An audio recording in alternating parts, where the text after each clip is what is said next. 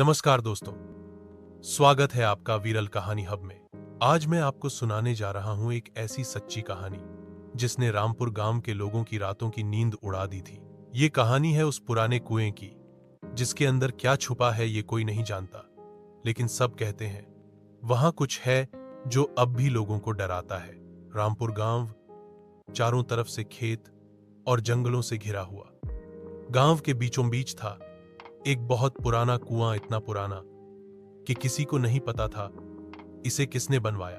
कुएं के पास एक पुराना पीपल का पेड़ भी था जिसकी जड़ें कुएं के अंदर तक जाती थीं। दिन में तो सब ठीक था, लोग कुएं से पानी खींचते, बच्चे आसपास खेलते, लेकिन सूरज ढलते ही उस कुएं के पास कोई नहीं जाता था। गांव के बुजुर्ग कहते थे कि बरसों पहले इस कुएं में एक औरत ने कूदकर अपनी जान दे दी थी। उसके बाद से हर रात कुएं के पास से किसी औरत के रोने की आवाज आती थी, बिल्कुल साफ, जैसे कोई मदद मांग रहा हो। कहते थे जो भी उस कुएं के पास रात में गया वो ठीक नहीं लौटा। किसी को बुखार चढ़ जाता, किसी को डरावने सपने आते, तो किसी ने कहा उसने कुएं के अंदर झांक कर देखा था, जहां उसे एक परछाई दिखी जो उसे खींचने लगी। कई साल बीत गए, लोगों ने कुएं से पानी लेना बंद कर दिया। अब गांव में नल लग गए थे, लेकिन डर अब भी वैसा ही था। बच्चे उस कुएं के पास खेलते हुए भी डरते थे। एक दिन गांव के 3 लड़के रमेश, पप्पू और गुल्लू शाम को खेलते खेलते कुएं के पास पहुंच गए। पप्पू सबसे शरारती था।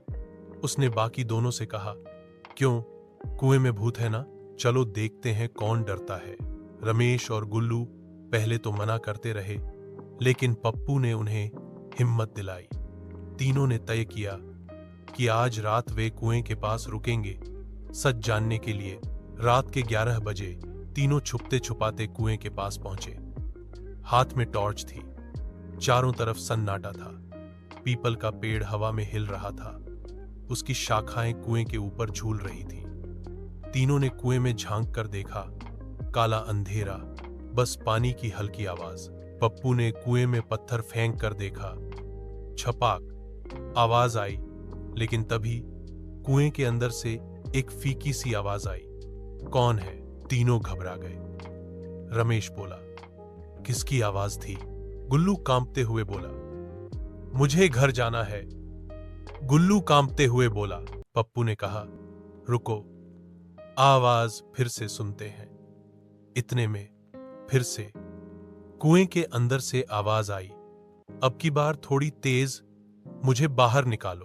तीनों की हालत खराब। उन्होंने भागने की सोची, लेकिन तभी कुएं के अंदर से जैसे कोई हाथ बाहर आया हो, पानी पर हलचल होने लगी।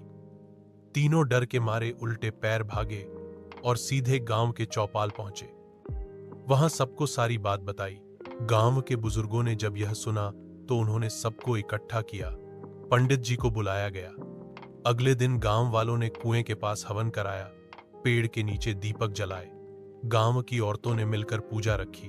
पंडित जी ने कहा, यह कोई भूत नहीं, एक दुखी आत्मा है जो मुक्ति चाहती है। गांव वालों ने मिलकर कुएं को ढक दिया, उसके ऊपर एक छोटा मंदिर बनवाया और तब से उस कुएं के पास अब कोई रोने की आवाज नहीं आती। रामपुर गांव के लोग आज भी उस कुएं की कहानी बच्चों को सुनाते हैं, ताकि वो जान सकें कि किसी भी जगह को हल्के में मत लो और हर आत्मा को शांति चाहिए।